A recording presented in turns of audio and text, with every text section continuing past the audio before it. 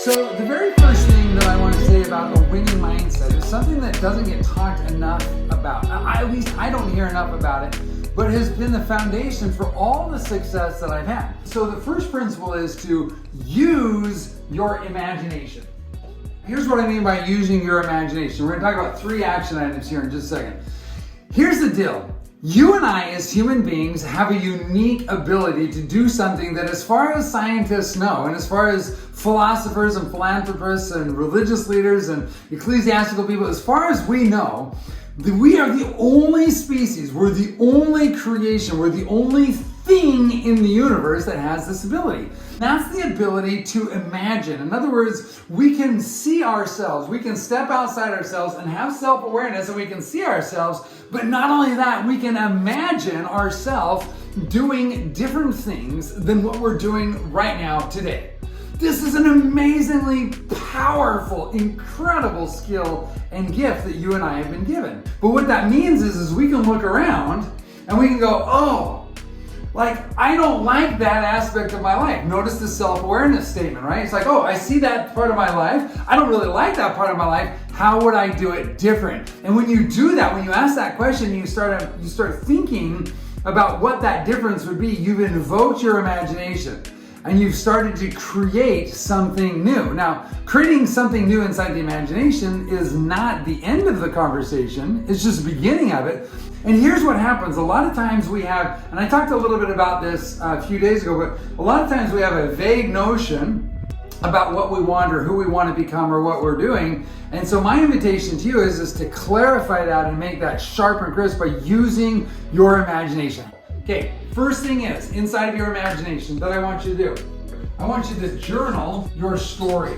And I don't mean your past story, I mean your future story. You know that I've asked you a zillion times to write every single day, and journal writing is one of those things. So imagine what you want your life to be like and then write the story. You're right. You guys have a gift. You have an advantage that most people in the world don't have. You can write. So not only can you imagine this, but you can physically reinforce it by writing the story. And you're like, that's kind of weird. No, it's not kind of weird. Do you know how many times I've written the story of what my future life would be like and where I was going to live and what I was going to do and how my children were going to turn out and how much money I was going to be making? It's like, I've written this story over and over and over again. It's incredibly powerful. And as you write, it reinforces it. And your brain is experiencing it as you're writing it. And then you can go back and read it and reinforce it some more. So this is very powerful. So journal your story. That's the first activity that's been really powerful for me. Second activity is this. You need to find quiet time.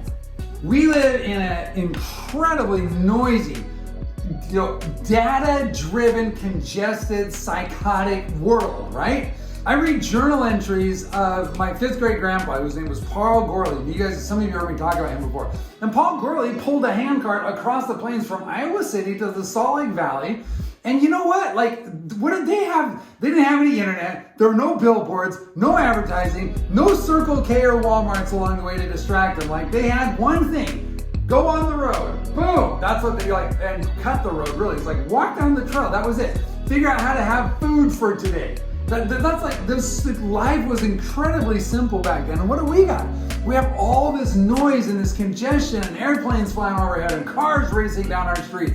And we got TVs going on and we got Alexa listening to us and responding to us. And we got all these kind of weird things going on, right? Like, there's all this noise and congestion.